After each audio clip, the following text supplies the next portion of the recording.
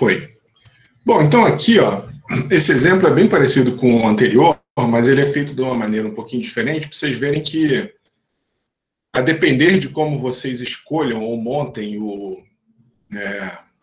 triângulo de velocidades e trabalhem com o triângulo de velocidades, as coisas podem simplificar bastante, né? No exemplo anterior, a gente deu um monte de volta aqui, né? Para calcular o Vθ2, o VR2, enfim, o W2, né?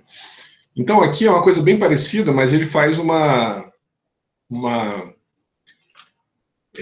manipulação mais conveniente aqui, mais simples. Né? Então, a água é bombeada a uma taxa de 10 a menos 2 metros cúbicos por segundo, por uma bomba centrífuga,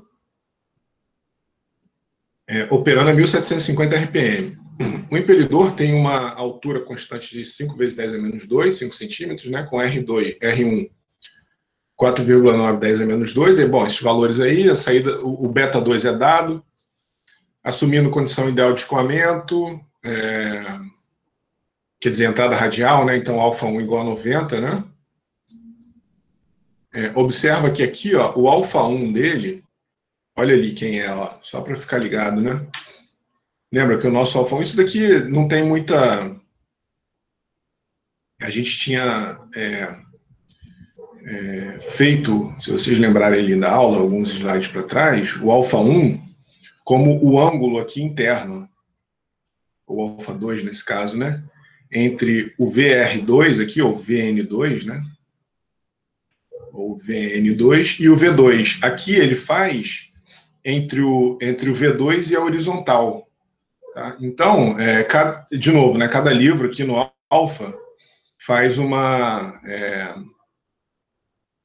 orientação diferente, mas tudo bem, desde que esteja indicado, né, o beta que é universal. Tá? O beta é sempre entre a tangente da circunferência aqui e a velocidade relativa. Isso não muda. Todo livro usa esse beta aqui. Mas o alfa pode ser interno ou externo aqui. Então, por isso que aqui, ó, o alfa 1 é 90. No nosso caso, se vocês lembrarem alguns slides para trás, ele tinha falado que era alfa 1 igual a zero, porque o alfa 1 era considerado aqui interno, né? Tá? Então, ele quer saber a velocidade, o componente θ2 de velocidade na saída, o head e a potência transferida para o fluido, né? Bom, aí de novo, aqui, ó, o que eu fiz, né? Observa o alfa 1, essa definição não precisa ser rígida, né? Porque, de fato, o alfa, para a gente, não tem muita rigidez, muito mais é o beta. Então, na saída, o diagrama de velocidade, não, o triângulo de velocidade, aí tem autor que também chama de diagrama de velocidade. Então, diagrama de velocidade ou triângulo de velocidade são sinônimos também, tá? Então, a gente tem um triângulo de velocidades aqui na saída, tá? Representado nessa figura C ali. V2, enfim, né? Aí a gente tem aqui toda a nomenclatura que a gente já vinha vendo, né? Velocidade absoluta do fluido, velocidade relativa, velocidade na ponta da lâmina ali, né? Do impelidor, tá? Da pá do impelidor. E aí, de novo, o que a gente tinha, mas olha só, como é que a coisa simplifica, ó. VT2, ou Vθ2, né? O 2 menos W2 cosseno de beta 2, de novo, né? Nenhuma dificuldade, né? Então, aqui a gente tem o Vθ2, que é igual ao U2 menos W2 cosseno de beta 2, tá? Se a gente, de novo, colocar o U2 aqui em cima, a gente vê isso talvez com um pouco mais de facilidade, né? Tá? Mas, enfim, simplesmente uma algebrismo ali, uma soma vetorial, trabalhar nas componentes desses vetores ali, tá? Beleza? Mas o VR2, né? Esse cara aqui, né? É o W2 sob seno de beta 2, ou W2 é VR2 seno de beta 2, né? Tá? Que é o que está aqui, ó. Esse cara, esse VR2, você colocar ele aqui também, né? W2 seno de beta 2, tá? Bom, aí substituindo, ó, se a gente pegar o VR2 seno de beta 2 e jogar aqui,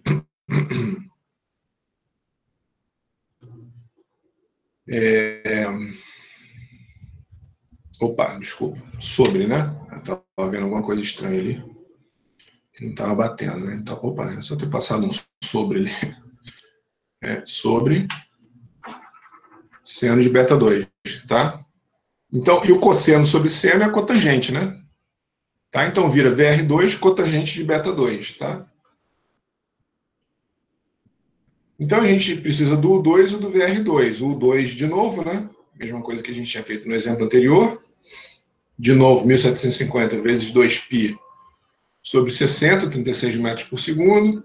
E o VR2 vem da continuidade, né? Mesma coisa que a gente fez no slide anterior. No exemplo anterior, desculpa. Tá? Então, vazão sobre a área de saída, né? Vazão volumétrica sobre a área de saída. Tá? Certo? Tranquilo, né? Acho que não tem nenhuma dificuldade maior aqui. Bom, aí a gente volta ali no Vθ2, U2, VR2 cotangente de beta 2, né? Com U2 igual a 36 metros por segundo, VR2 1,6 metros por segundo, que veio da continuidade, né? E isso daqui veio do R2 ômega, tá? Substituindo 36 menos 1,6 cotangente de 23 graus, 32,9 metros por segundo. E aí a gente substitui lá, né, com o que a gente tem,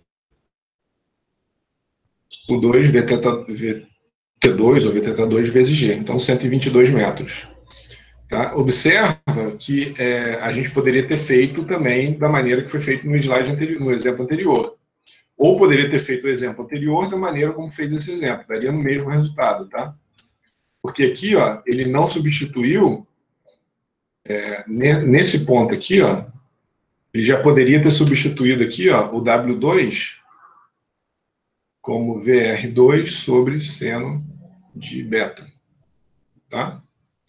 E aí entraria na mesma coisa que foi feito ali, né? O cosseno sobre seno viraria cotangente. Ele não fez isso, tá?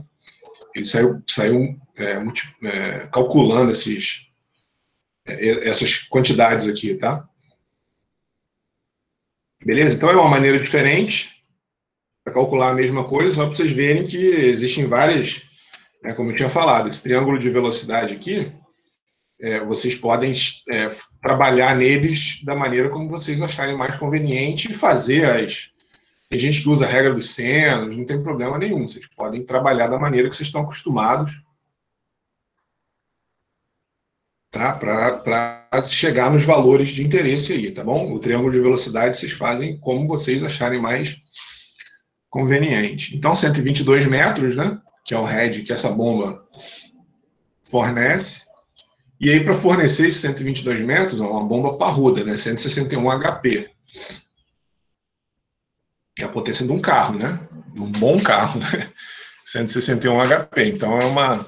Mas também porque eleva, ó, o fluido a uma altura enorme, né? Então, tá?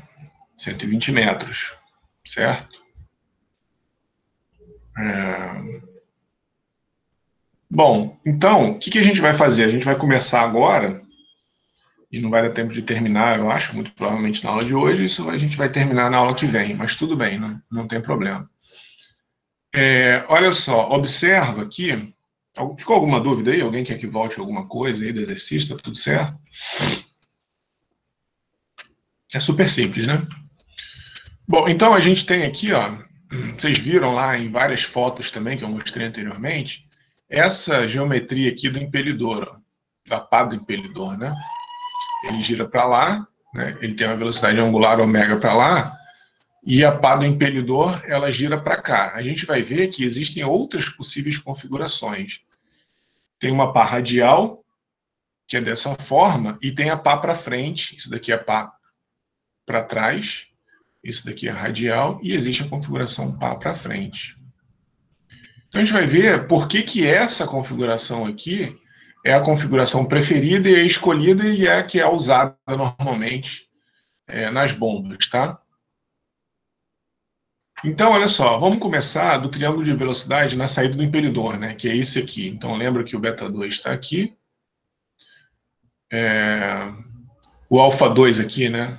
A gente não usa esse ângulo alfa 2, mas só para enfatizar que, nesse caso aqui, o alfa2 ele é o ângulo entre a velocidade absoluta e a projeção normal ou radial da velocidade absoluta, tá? Bom, então, o VT2, né, esse cara aqui, ó, que é o único responsável lá pelo torque, né, fornecido ao volume de controle, ele é o U2, a gente viu isso no exemplo, nos dois exemplos anteriores, né? Ele é o U2 menos W2 cosseno de beta 2, né? Menos essa projeção aqui. Tá? E aí, ó, o VT2, de novo, né? Fazendo exatamente aquilo que a gente fez nesse último exemplo, ó. O que é o W2 aqui? Ó? É o Vn2 sobre seno de beta 2, né? Então, se a gente pegar aqui, ó, W2 seno de beta 2, a gente tem o Vn2, né? Tá? Então, W2 é o Vn2 sobre seno de beta 2, e a gente fica com essa expressão, que foi exatamente a expressão obtida no exercício, tá? O 2 menos Vn2, ou Vr2, né? Cotangente de beta 2. Tá? Aqui. Aqui ele chamou de VR, né? Mas tudo bem. Certo? Então, o VT2 é o 2 menos VR2 cotangente de beta 2. A mesma coisa que a gente obteve aqui, tá certo? Beleza? E aí, o que a gente faz, né? A gente joga o VT2 na equação de Euler, que é o 2 VT2 sobre G, né? Então, fazendo a distribuição aqui, né? Certo? O 2 multiplicando com esse e o Vn2, o 2 multiplicando com esse outro termo, né? Tá? Opa, o VT2, né? Isso. Na verdade, é isso. O U2 com esse e o Vn2 tá. Aí fica o 2 ao quadrado, menos o 2, Vn2 cotangente de beta 2, né? Fornecendo isso daqui sobre G, tá? Tranquilo, né? Nenhum mistério maior até aí. Só que a gente vai escrever agora o Vn2 em função da vazão, tá? Porque a gente vai ver a importância de ter o head escrito em função da vazão, que é assim que as bombas são especificadas, tá? E aí, só não esquecer de onde a gente veio, né? Essa relação de potência com as velocidades. Então, para o impelidor com comprimento ou altura W, né? Wzinho, a vazão é πd2 WVN2, tá? Então, vazão volumétrica, né? Volume flow rate aqui, né? Tá? Então, essa é a vazão volumétrica, que no SI seria metros cúbicos por segundo, tá?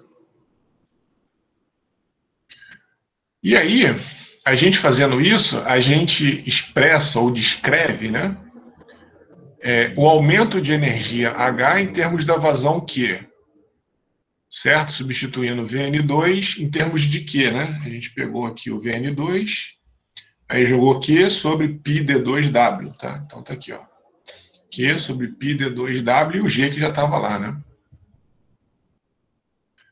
Certo? Então a gente tem o head em função da vazão, a energia que o fluido recebe em função da vazão que está passando pela bomba, tá? Então a gente fica com essa expressão aqui, que tem essa forma aqui, ó, C1, né? Esse cara aqui é uma constante, ele não varia com a vazão, tá? Então, se a gente escrever o head em função da vazão, a gente tem um C1 menos C2Q, porque esse cara aqui também não varia com a vazão, tá? Também a gente pode chamar ele de uma outra constante C2, certo? E aí, ó, C1, 1 ao quadrado sobre G, tá aqui, e C2, o 2 cotangente beta 2, πd2WG, tá aqui, tá? A gente vê que existe uma variação linear, idealmente, né, sem considerar nenhuma perda, né, isso é teórico, essa análise é teórica, existe uma variação linear do head com a vazão, tá? E é dado por essa expressão aqui, C1 menos C2Q, né? Coeficiente angular e coeficiente linear, tá? Então, o C1, ele representa o head ideal desenvolvido quando a bomba está na vazão zero. Então, esse é considerado o head de Chutoff. Eu acho que não existe tradução para português. Eu sempre ouço essa essa expressão aqui, né? Shutoff head, ou head de shutoff. Tá? Quando a vazão é zero, a bomba ainda fornece um certo head, né? Ela ainda fornece uma certa altura de energia, né? Mesmo que você tampe, mesmo que você feche ali a saída da bomba, ela ainda é capaz de fornecer um certo head.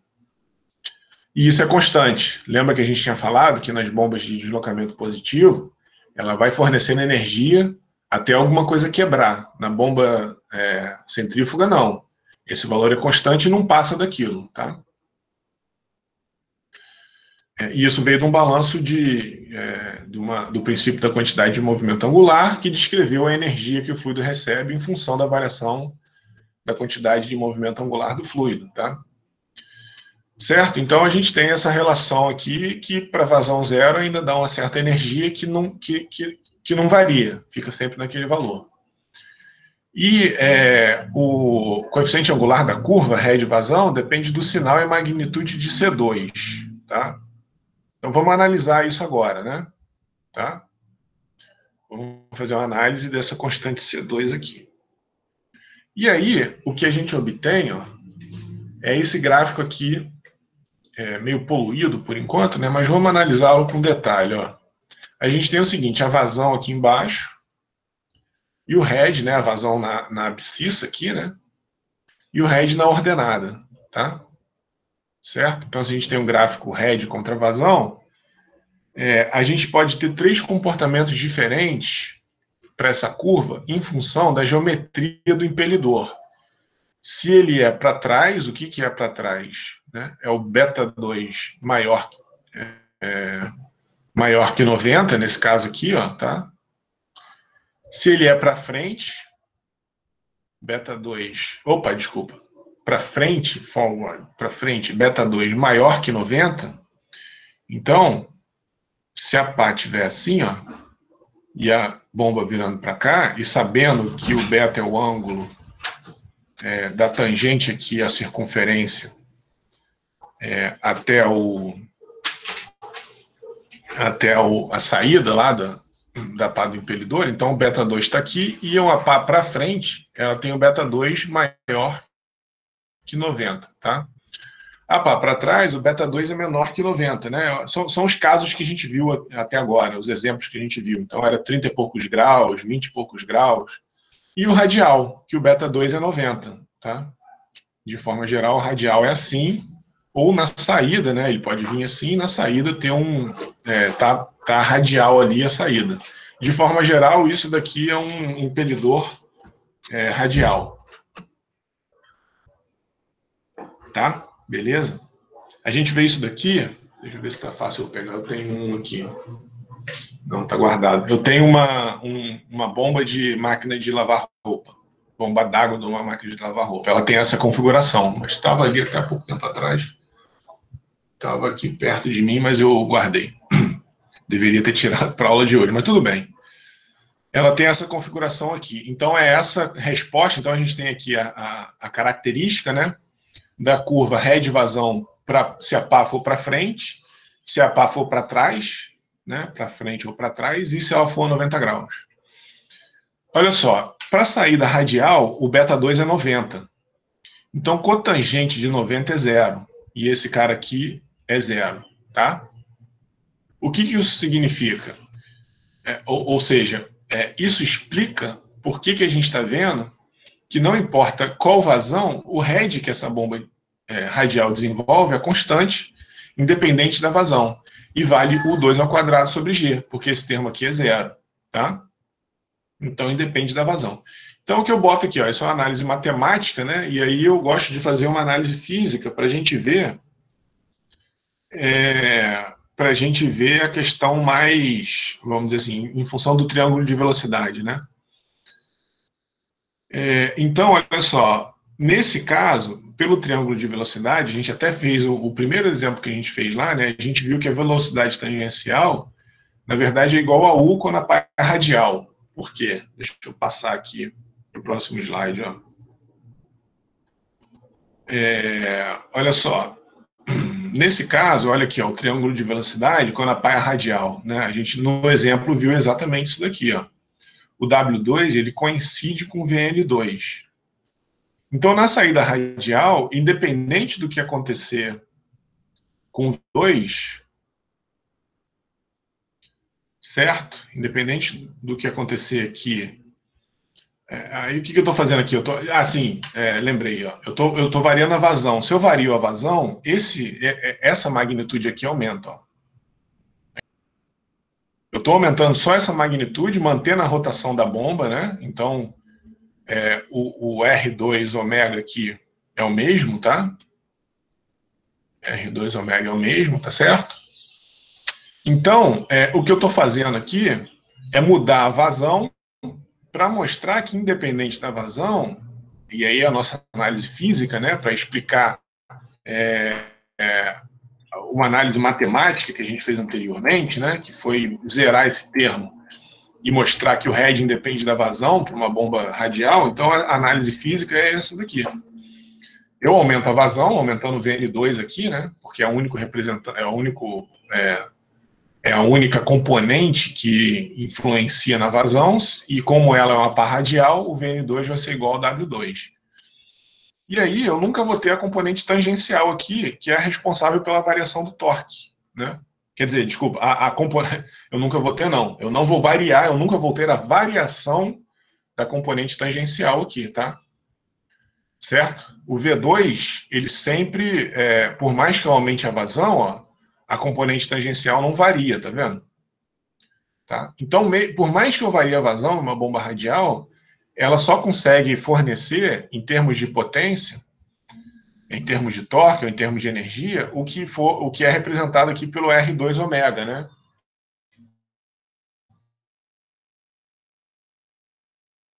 Que aí e pelo R2, né? É o R2 VT2 sobre, vezes M ponto, né? Certo? Beleza? Então, isso daqui é o torque, né? Tá?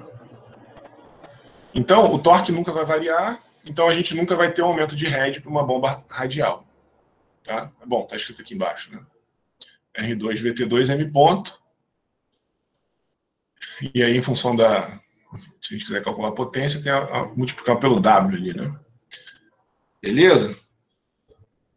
No caso de uma bomba com pá para frente,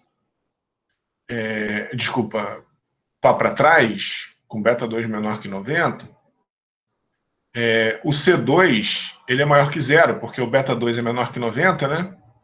Então, esse termo aqui vai ser menor que zero. Como a gente tem um sinal de menos aqui, esse cara vai ser maior que zero. Tá? Então, beta 2 menor que zero.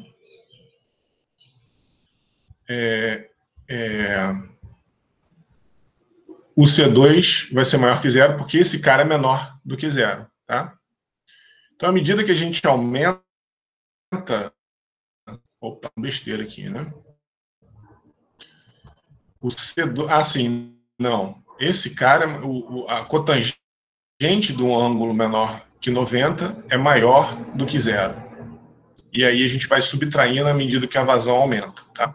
Então, C2Q vai ser subtraído, porque o C2 é maior que zero, claro que a vazão é maior que zero. Então, à medida que a gente aumenta a vazão, a gente vai subtraindo, é por isso que a vazão diminui. É por isso que o head diminui e a vazão aumenta. Tá? Análise física, né? Então, o que acontece aqui, ó, no triângulo de velocidade? Então, aqui, vamos dizer assim, eu tenho um triângulo de velocidade característico aqui, né? Vn2, né? A soma vetorial aqui, ó, do W2 com o 2, dando aqui o V2, né? Então, um triângulo de velocidades característicos, vamos dizer assim. À medida que eu aumentei o Vn2, né?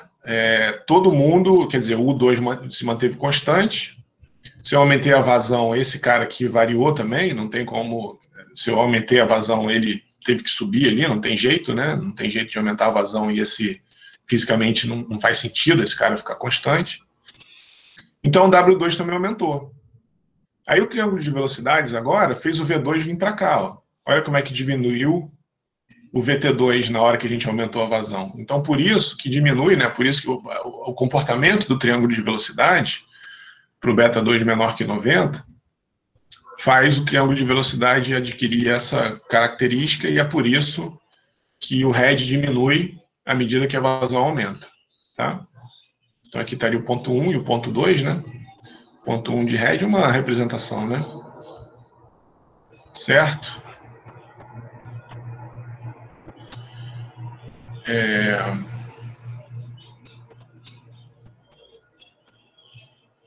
Aí eu estou fazendo uma análise aqui que a eficiência diminui muito se o head... O que eu fiz aqui? Deixa eu ver.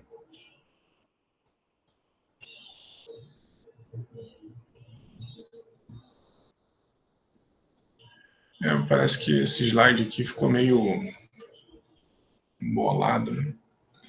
Beta 2 menor que 90, beta 2 igual a 90.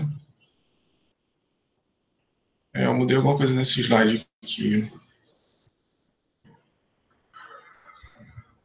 Bom, aqui, essa imagem aqui que está meio que eu não estou reconhecendo direito, mas o que eu estou mostrando seria a bomba girando para lá, né? E aí o beta 2 maior que 90, o beta 2 igual a 90 e o beta 2 menor que 90. Então são as configurações aqui. Eu acho que eu quis desenhar as 3 configurações para ficar mais claro, né? Acho que é isso que eu estava falando, acho que é isso que eu estou fazendo aqui. Só para essa configuração, só para vocês entenderem melhor que eu tinha desenhado aqui, acho que foi isso. Antes eu desenhava aqui, eu achei que a figura ficava meio embolado, né? Porque observa que para as 3 configurações, né? Pá radial, a pá para trás, que a gente já viu, e a pá para frente, que a gente vai ver agora, eu fazia um desenho aqui. Aí eu quis fazer, acho que foi isso, né? Eu quis fazer aqui, ó, uma representação de como seria a configuração dessas pás, né? Eventualmente menor que 90, a 90 e maior que 90, tá?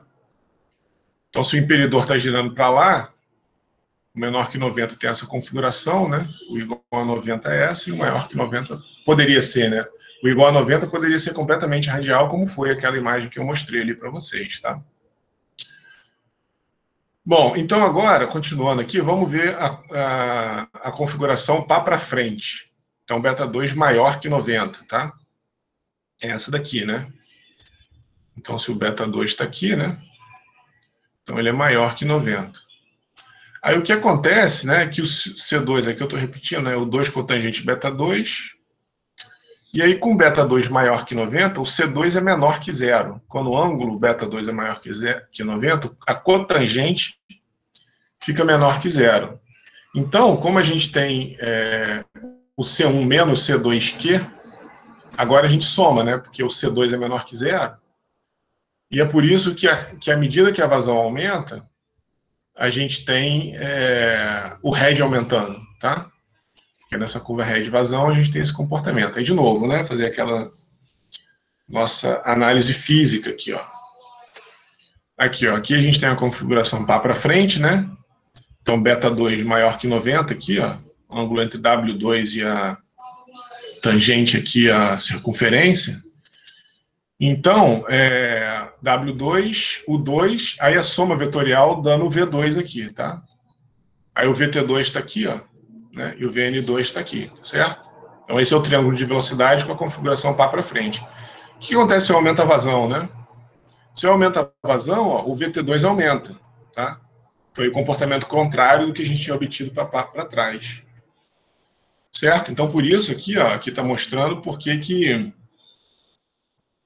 o VT2, o torque aumenta à medida que a vazão aumenta numa bomba com a configuração pá para frente, tá? Certo? Agora, tem uma questão, né? Em projetos de engenharia, a gente precisa sempre analisar vários aspectos e não só... Filha, abaixa um pouco a televisão aí. E não só um aspecto específico, né? Então, vamos analisar a potência que é demandada por essa bomba, tá? A gente analisou o head, agora a gente vai ver a potência. Então, a gente sabe, ó, que a potência é o head, né, enfim, se a gente voltar alguns slides para trás aí, como ele está aqui, vamos ver aqui, né, a gente tinha falado disso aqui, né, essa relação do head, a potência com a variação da quantidade de movimento angular, né, e relacionamos isso com head, batizamos esse termo aqui de head, né. Então, a gente sabe que o head se relaciona com a potência também, né. Então, a potência que a bomba demanda é head vezes a vazão máxima vezes o G. E que a vazão máxima é massa específica vezes a vazão volumétrica. Então, reescrevendo aqui, ó, substituindo M ponto, né, a gente fica que a potência é o head, ρ vazão volumétrica vezes o G. Mas o head é C1 menos C2Q. Então, a potência que a bomba demanda é C1 gama Q. O que é gama? É o ρg, né? Menos C2 gama Q ao quadrado. Então, se o head varia linearmente com a vazão, a potência varia com o quadrado da vazão. Tá? Então, vamos analisar o comportamento da potência como função da vazão agora. Aqui a gente tem head, vazão, a potência vazão, ela adquire esse comportamento aqui, né? Por causa dessa análise que a gente fez. Para o beta 2 maior que 90, à medida que a gente aumenta a vazão, o head aumenta exponencialmente, tá vendo? Ele vai embora. Para o beta 2 igual a 90, o C2 é zero, então a variação é linear, né? Então, essa variação aqui é linear, C1 gama Q. E para o beta 2 menor que 90, o C2 é maior que zero, né? A gente tem esse comportamento aqui. A potência vai aumentando em função da vazão e ela estabiliza e chega num valor, num certo valor, né? Ele tende a algum valor de forma assintótica, tá? Que é o que está mostrando essa curva aqui. E aí a potência ela aumenta de forma suave, né? Ou mais suave para beta 2 menor que 90, à medida que a vazão aumenta. Então, isso é muito conveniente, é muito mais fácil definir um sistema e a gente precisa de muito menos potência, ou seja, aqui o problema aqui no beta 2 maior que 90 é que se a gente tiver uma curva agressiva dessa forma assim, por exemplo, se eu aumentei um pouquinho a vazão, a potência demandada pelo motor, ele vai aumentar demais aqui, tá vendo? Tá? E isso, quer dizer, vai passar desse valor aqui para um valor exponencial.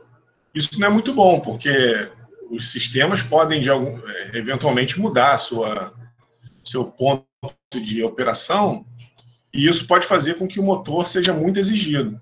Ao passo que se a pá for para trás, essa variação é bem menos severa, né?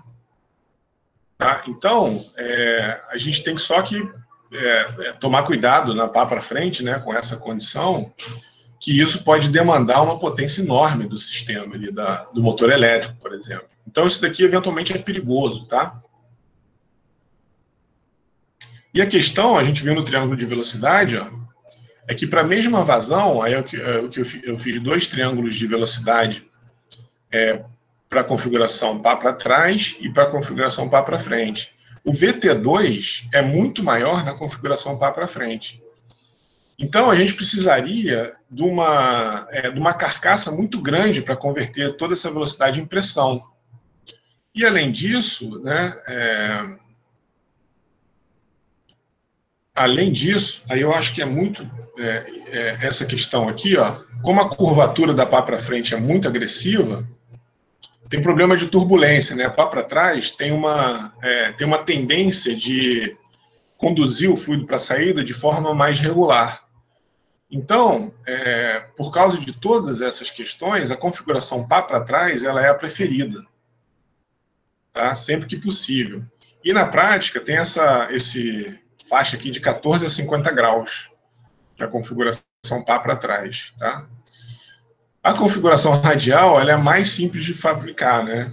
E também tem a questão de conseguir lidar com sólidos de forma mais eficiente. Então, na medida do possível, a radial ela é mais barata, a configuração pá para trás ela é mais segura e fornece uma condição de operação mais suave, então a configuração pá para trás é a mais utilizada nas bombas centrífugas, tá?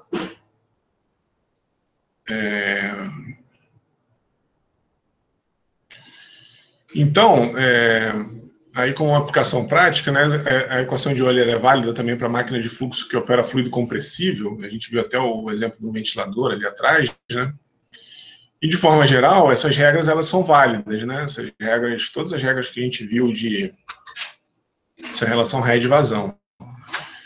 E o ventilador de aparelho de ar-condicionado é do tipo radial, né, ou centrífugo, não, e ele não é em forma de hélice, como mostrado nesse slide aqui. Né? Então, aqui é um ventilador de ar split, por exemplo, né, e até de ar de janela mesmo, ele tem essa configuração aqui.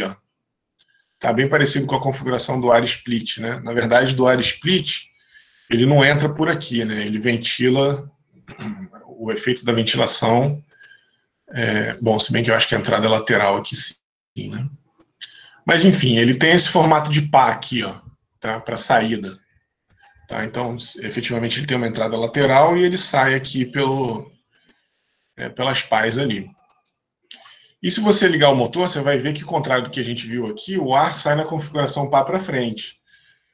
E aí você fala, pô, mas por que não é pá para trás? Né? É porque pá para frente, para espaço limitado e a baixa pressão que é envolvida no ar split e as altas vazões, né, o nível de ruído é baixo. Então, o rendimento, nesse caso, ele é baixo, ele é de 75% a eficiência desse tipo de ventilador pá para frente. Mas nenhuma outra configuração produz maior vazão e trabalha tão silenciosamente. Então, a gente, de novo, né, essas questões de engenharia envolvem muitos aspectos. Aqui a gente está vendo que, apesar dele não estar operando na eficiência máxima, ele tem uma questão de ruído, né? Existe uma questão de ruído que o ar-condicionado, normalmente, a gente quer que ele seja silencioso. Então, por isso que, de forma geral, nesse tipo de dispositivo, a gente tem pá para frente, tá? Porque ele emite menos ruído.